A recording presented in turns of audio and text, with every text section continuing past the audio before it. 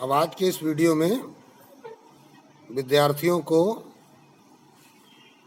वृत्तों से संबंधित क्षेत्रफल नामक अध्याय में कुछ महत्वपूर्ण प्रश्नों को हल करना सिखाया जाएगा। ये सभी प्रश्न प्रारंभिक अभ्यास के हैं, इसलिए शुरुआत से ही यदि आप इन प्रश्नों को अच्छे से हल करना सीखेंगे तो बड़े प्रश्नों को फिर इसके बाद आसानी से हल कर सकेंगे। पहला प्रश्न, दो वृत्तों की त्रिज्याएं क्रमशः 19 सेंटीमीटर और 9 सेंटीमीटर हैं। तो यहाँ पर जब दो वृत्त दिए गए हैं तो त्रिज्या को हम R कहते हैं, तो हम R1 और R2 इनको लिख सकते हैं। उस वृत्त की त्रिज्या ज्ञात कीजिए जिसकी परिधि इन दोनों वृत्तों की परिधियों के योग के बराबर है। अर्थात यहाँ तीन वृत्त हो गए। तो देखिए, हम काल्पनिक फिगर अगर बनाएं तो ये हमारा एक वृत्त है और एक छोटा वृत्त है, और इन दोनों की परिधियों के योग, जब इनका परिधियों का योग करेंगे तो एक नया वृत्त तैयार होगा, उसकी परिधि इसके बराबर है। कहा गया, देखिए, जिसकी परिधि अर्थात तीसरे वाले वृत्त की इन दोनों वृत्तों की परिधियों के योग के बराबर है, अर्थात पहले वृत्त की और दूसरे वृत्त की। तो पहले वृत्त की त्रिज्या को हम R1 कह देंगे, दूसरे वृत्त की त्रिज्या को हम R2 कह देंगे, और जो तैयार हुआ है इसके लिए हम बड़े R का प्रयोग कर लेंगे। तो लिखेंगे क्या? प्रश्नानुसार दो वृत्तों की त्रिज्याएं R1 बराबर 19 सेंटीमीटर और R2 बराबर 9 सेंटीमीटर। ठीक है ना? माना कि नए वृत्त की त्रिज्या बराबर R सेंटीमीटर। अब प्रश्नानुसार क्या कह रहा है? इन दोनों वृत्तों की परिधियों के योग के बराबर है, जिसकी परिधि अर्थात तीसरे की। तो हम क्या लिखेंगे? नए वृत्त की परिधि बराबर दोनों वृत्तों की परिधियों का योग। ये प्रश्न ने शर्त बताई है। तो चलिए अब देखते हैं क्या करेंगे। नए वृत्त की परिधि का सूत्र क्या होता है? 2 पाई R बराबर पहले वृत्त की परिधि क्या होगा? 2 पाई R1, और दूसरे वृत्त की परिधि क्या होगी? 2 पाई R2। पहले हिंदी में लिख लिया, फिर उनके सूत्र लिख दिए। तो 2 पाई R बराबर, इधर देखो 2 पाई कॉमन हो गया, R1 प्लस R2। अब चाहो तो देखो 2 पाई का इधर भी गुणा, 2 पाई का इधर भी गुणा, इनको काट सकते हो। तो कैपिटल R बराबर, तो अब R1 प्लस R2, R1 कितना है? 19, R2 कितना है? 9। तो 19 9 हो गया 28 सेंटीमीटर। ये R क्या है? तीसरे वृत्त की त्रिज्या या नए वृत्त की त्रिज्या।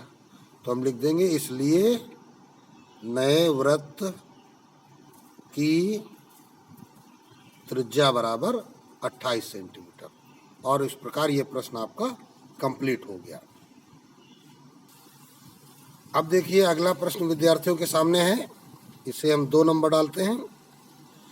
किसी वृत्ताकार खेल के मैदान का क्षेत्रफल 22,176 मीटर स्क्वायर है। इस मैदान पर ₹50 प्रति मीटर की दर से बाड़ लगवाने का खर्च ज्ञात कीजिए।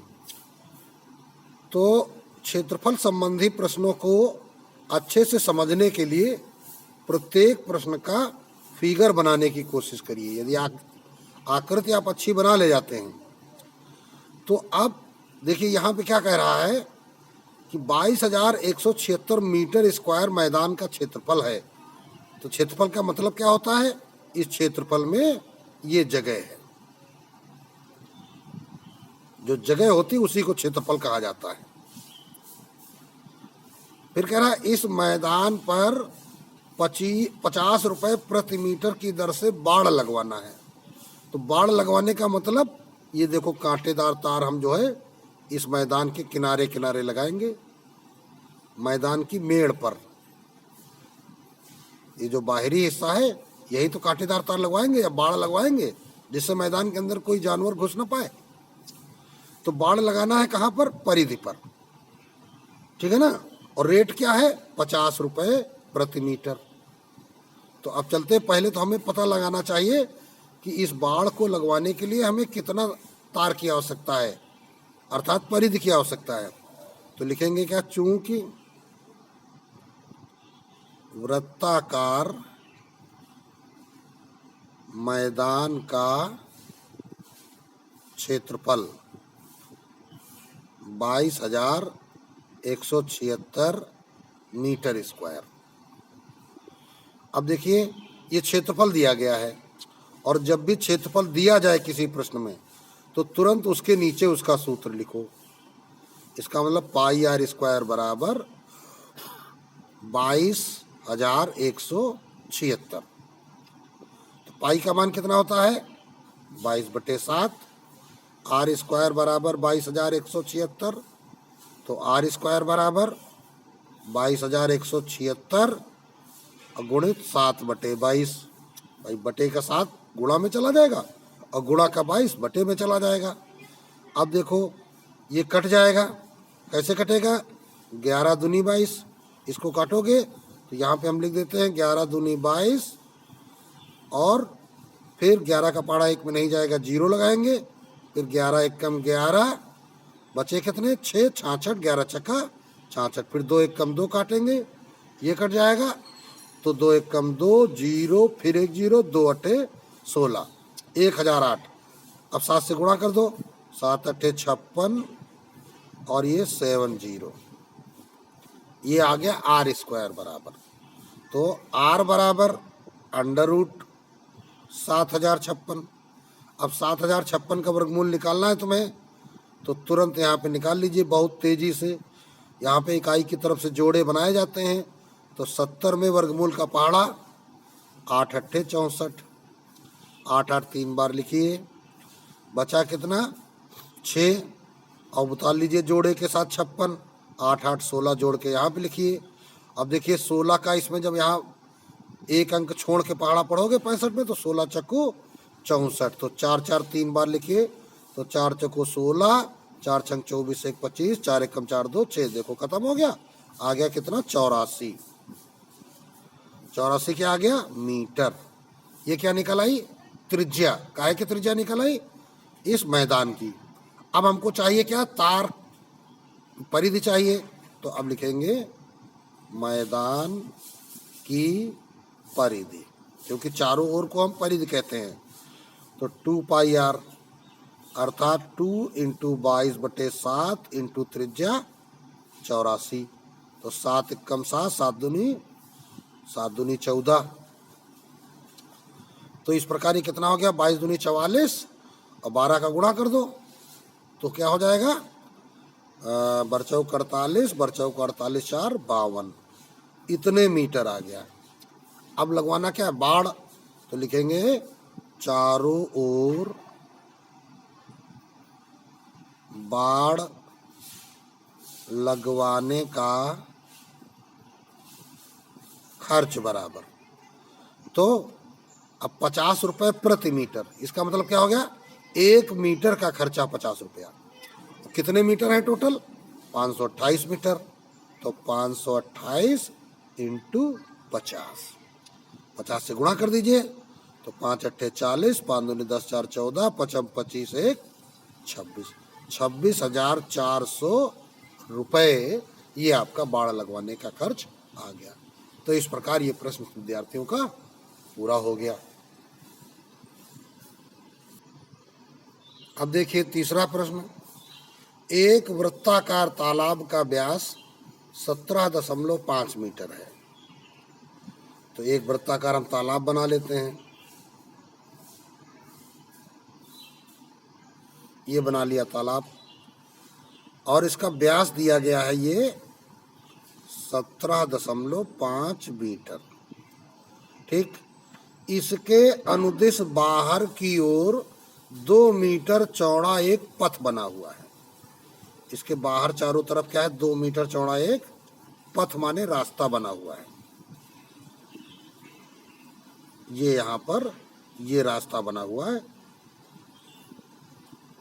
तालाब के चारों ओर। ठीक, ₹25 प्रति वर्ग मीटर, ध्यान दीजिए, प्रति वर्ग मीटर की दर से इस पथ के निर्माण अर्थात रास्ते के निर्माण की लागत ज्ञात कीजिए। देखिए, पिछले प्रश्न में था प्रति मीटर और यहाँ प्रति वर्ग मीटर। इस वर्ग मीटर का तात्पर्य है क्षेत्रफल चाहिए और मीटर का तात्पर्य है वहाँ लंबाई चाहिए। तो वहाँ हमें परिधि की जरूरत थी और यहाँ पर हमें रास्ता बनवाना है, जगह बनवानी है। तो जगह बनवाने के लिए हमें क्षेत्रफल की आवश्यकता होगी। तो इस रास्ते का क्षेत्रफल, अब रास्ते का आकार कैसा है, ध्यान दीजिए, जो सूत्र हमने आपको सिखाए थे, तो इस रास्ते को हमने गणितीय भाषा में क्या कहा था, रिंग या वलय। अर्थात यहाँ पर रिंग का क्षेत्रफल निकालना है, वलय का क्षेत्रफल निकालना है। तो देखो 17.5 व्यास है, तो इसका मतलब आंतरिक वृत्त की त्रिज्या कितनी हो गई, 17.5 की आधी।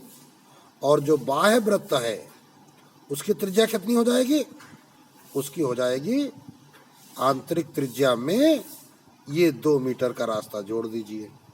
लिखेंगे क्या, 3 नंबर प्रश्न है। प्रश्नानुसार तालाब का व्यास 17.5 मीटर, इसलिए तालाब की त्रिज्या, इसको हम स्मॉल आर लिख लेते हैं, 17.5/2 मीटर। अब देखिए दशमलव में है, 2 का भाग जाएगा नहीं, तो हम इसको ऐसे ही पड़ा रहने देंगे, ऐसे सरल करने में आसानी होगी। ठीक है, फिर आगे चलते हैं। ज़्यादा सरल करना चाहो तो इसमें ये कर सकते हैं कि 0.5 हटा के 0 लगा के फिर 5 से काट लें, तो ये आसानी से सरल हो जाएगा। कर लेते हैं, दशमलव लगा के यहाँ 0 बनाया, को दशमलव हटाए, 5 चौको 20 और इधर क्या हो गया, 5 3 15 5 25, तो ये आ गया 35/4 मीटर। ये अंदर की त्रिज्या आ गई, ये भीतर वाली। अब क्या है, बाहर रास्ते की चौड़ाई कितनी है, 2 मीटर चौड़ा रास्ता बना हुआ है। तो अतः बाहरी वृत्त की त्रिज्या, इसको कैपिटल आर से लिख लीजिए। तो क्या होगा, आंतरिक त्रिज्या में तुम्हें जोड़ देना कितना, 2 मीटर। आंतरिक में 2 मीटर जोड़ देना है, तो बराबर 2 दूनी 35/4 है, सॉरी 4 दूनी 8 और 35 8 43/4 मीटर। ये बाहरी त्रिज्या निकल आई। अब क्या लिखेंगे, रास्ते का क्षेत्रफल चाहिए, और रास्ता है किस आकार में, वलय का क्षेत्रफल। तो सूत्र क्या होता है वलय का क्षेत्रफल, पाई ऑफ r² माइनस r²। तो पाई का मान 22/7, r² कैपिटल आर क्या है, 43/4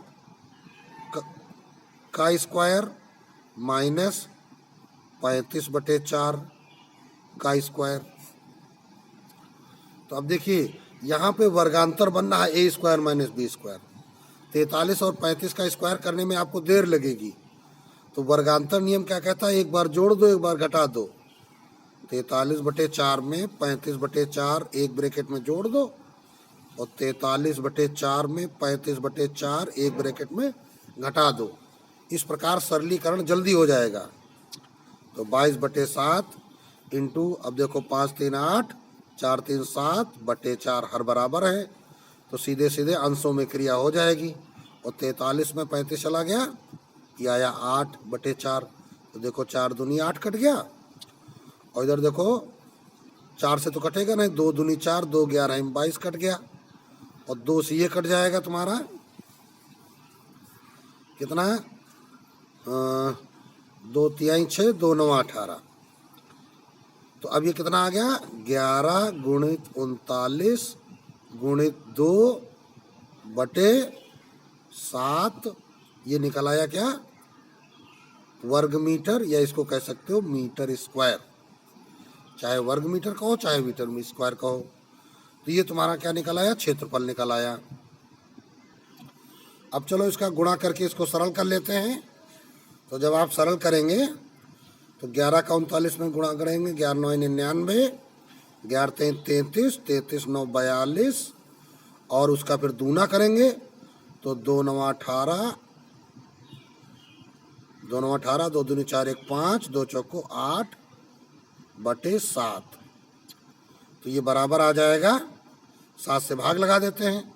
तो 7 1 कम 7, 1 बचा, 7 दूनी 14, फिर 1 बचा, 7 दूनी 14, फिर कितना बचा, 4 बचा, 0.7 फिर 5 बचा, 7 7 49, इतने मीटर स्क्वायर आ गया दशमलव में। अब करना क्या है, रास्ते का खर्च निकालना है। तो लिखेंगे रास्ता बनाने में खर्च, तो 122.57 का गुणा करना है। रेट क्या था, 25 रुपये प्रति मीटर स्क्वायर या वर्ग मीटर। एक वर्ग मीटर का खर्चा 25 रुपये था, तो कुल इतने वर्ग मीटर रास्ता निकला है। तो अब 25 से इसमें गुणा कर देते हैं। तो 25 से गुणा करोगे तो यहाँ तो ये रफ कार्य था, 25 सत्ते 175, हासिल है 17, 25 पंचे 125, और 17 142, हासिल है 14, 25 दूनी 50 और 14 64, हासिल है 6, 25 दूनी 50 6 56, 25 से कम 25, 25 5 30, तो 3064.25। ये तुम्हारा उत्तर आ गया, ये रास्ता बनाने का खर्च निकल आया। तो इस प्रकार इस प्रश्न में आपको पहले रास्ते का क्षेत्रफल निकालना था, और फिर उसके बाद जो रेट दिया गया उससे आपने खर्च निकाल लिया। प्रश्न अब कंप्लीट हो गया। अब अगला महत्वपूर्ण प्रश्न देखिए, प्रश्न संख्या 4। तो इसे हल करेंगे। किसी कार के प्रत्येक पहिए का व्यास 80 सेंटीमीटर है। कोई पहिया है कार का, उसका व्यास कितना है, 80, और प्रत्येक मतलब जितने 4 पहिए होते हैं, चारों का व्यास इतना ही है। यदि यह कार 66 किलोमीटर प्रति घंटे की चाल से चल रही है, तो 10 मिनट में प्रत्येक पहिया कितने चक्कर लगाता है। 10 मिनट में चक्करों की संख्या पूछी गई है। तो अब देखिए, पहली बात तो हमें ये पता लगाना जरूरी होगा कि 10 मिनट में हमारी कार जाएगी कितनी दूर। इसको इस प्रकार हम फिगर में सोचते हैं कि मान लीजिए ये कार का एक पहिया है जिसका व्यास दिया गया है कितना, 80, और कार चल रही है 66 की स्पीड से, इसकी स्पीड से चल रही है, कोई बात नहीं, चलने दो। तो कह रहा 10 मिनट में प्रत्येक पहिया कितने चक्कर। तो हम सोचते हैं कि एक क्षण बिंदु ए पर पहिया था और 10 मिनट में चलते चलते यहां पहुंच गया बिंदु बी पर। एक पहिए की भाई, चारों पहिए चलते तो उतनी ही दूर है, जितनी दूर एक पहिया चलेगा उतनी देर चारों पहिया चलेंगे। तो ये पहिया ए से बी तक जाने में कितना इसको समय लेगा, 10 मिनट। अब 10 मिनट में हम पता लगा लें कि ये दूरी कितनी है, ठीक है ना। तो अब चलते हैं भाई प्रश्नानुसार।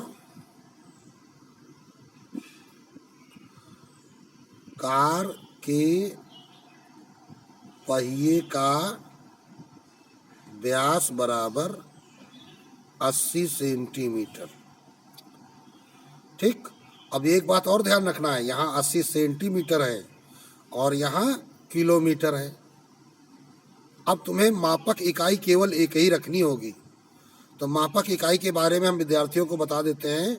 एक पैमाना पीछे सिखाया जा चुका है, किलो, हेक्टो, डेका इकाई, डेसी, सेंटी, मिली। ये देखिए, ये एक अवरोही क्रम है पैमाने का। तो यहाँ किलोमीटर, तो किलोमीटर में अगर तुमको सेंटीमीटर बनाना है, किलो से सेंटी तक जाना है, तो देखो क्या होगा, इकाई, दहाई, सैकड़ा, हजार, 10,000, लाख। फिर से देखो, किलो से स्टार्ट करना, इकाई, दहाई, सैकड़ा, हजार, 10,000, लाख। तो किलो से सेंटी बनाने में लाख से गुणा करना पड़ेगा। ये 66 किलोमीटर है तो 66 लाख सेंटीमीटर हो जाएगा। और प्रति घंटा माने 1 घंटा। तो हम सेंटीमीटर में ही पूरा प्रश्न लगाएंगे। तो इसको सेंटीमीटर बना है, बना रहने दो। अब लिखेंगे कार की चाल, क्या कहा जा रहा है, 66 किलोमीटर प्रति घंटा। अब इसको बदलना अच्छी तरीके से समझ लीजिए, हर जगह तुम्हारे काम आएगा। तो 66 किलोमीटर के बनाना है हमें क्या, सेंटीमीटर। तो अभी क्या हमने निकाला था, किलो, हेक्टो, डेका इकाई, डेसी, सेंटी, इकाई, दहाई, सैकड़ा, हजार, 10,000, लाख। तो 66 लाख कर दो, 1 2 3 4 5। लाख में कितने 5 जीरो लगते हैं।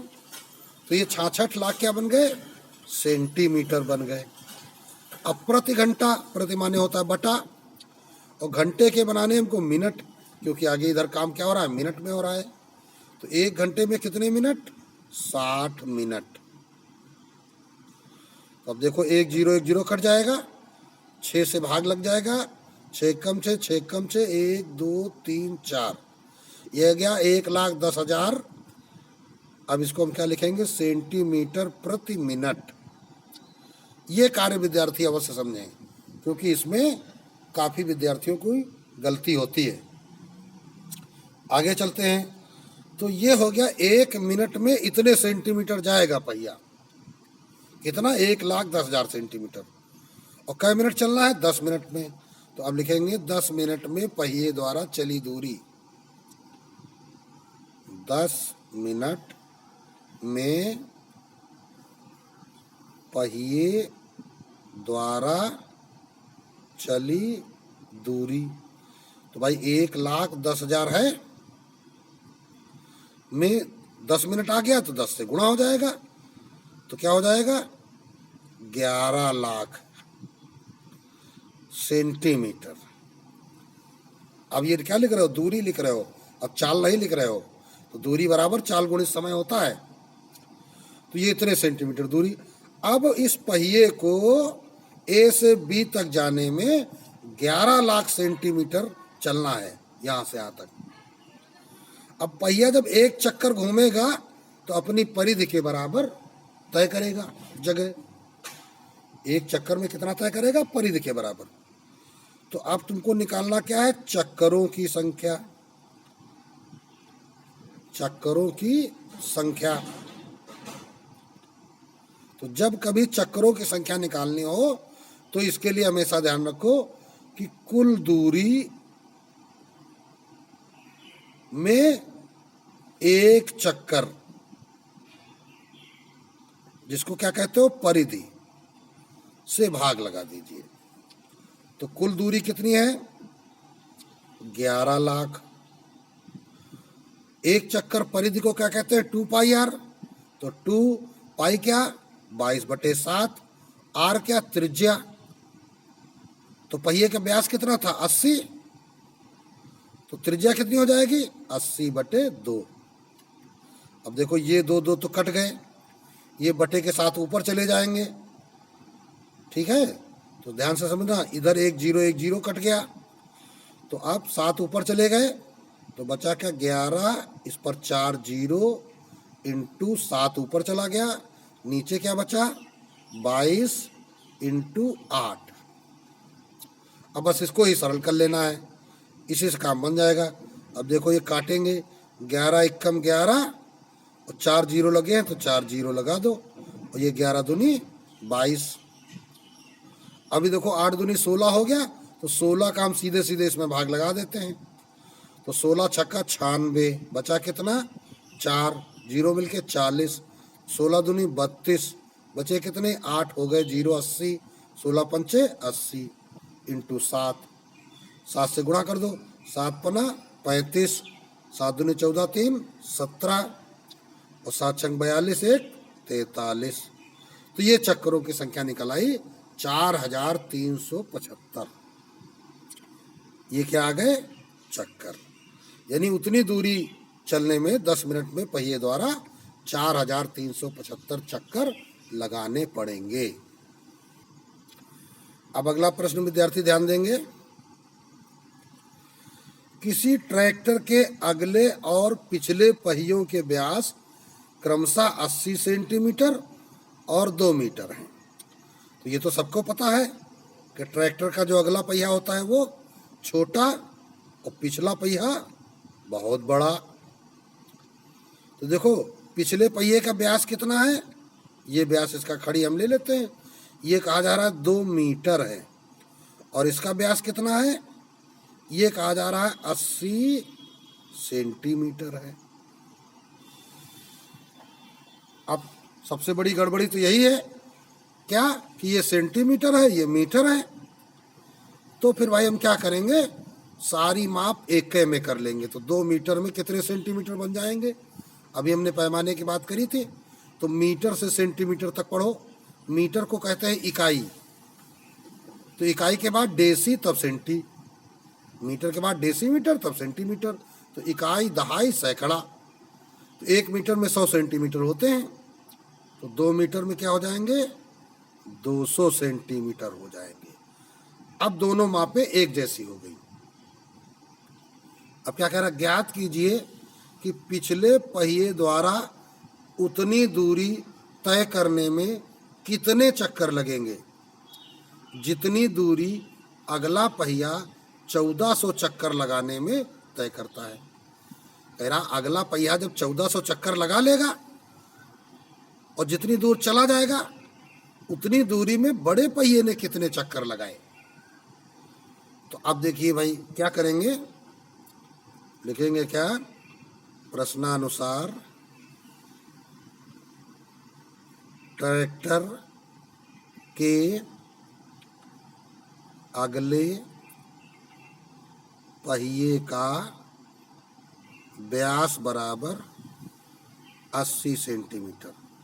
तो चक्कर को क्या कहते हैं हम, चक्कर या इसको हम परिधि बोलते हैं, चक्कर को ही परिधि कहा जाता है। तो जब व्यास दिया हो तो परिधि का सूत्र हमेशा लगाओ पाई व्यास। तो अभी पाई का मान नहीं रखेंगे, ये आखिरी में रखेंगे चल के, तो पाई इंटू 80, तो इसको क्या कह देंगे 80 पाई सेंटीमीटर। ये निकल आया क्या, परिधि निकल आई अगले पहिए की, है ना, एक चक्कर अगले पहिए का निकल आया। वो अगले पहिए को जाना कितनी दूर है 1400 चक्कर, तो 1400 चक्कर में चली दूरी। तो भाई एक चक्कर में 80 पाई, तो 1400 चक्कर में 1400 इंटू 80 पाई, ठीक है ना। अब क्या लिखते हैं, पिछले पहिए का व्यास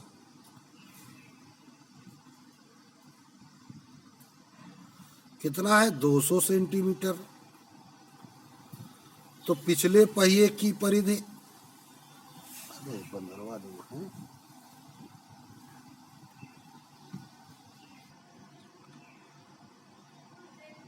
परिधि या चक्कर परिधि, तो ये क्या हो जाएगा पाई गुणित व्यास, तो इसका व्यास 200 है, तो ये आ गया 200 पाई सेंटीमीटर।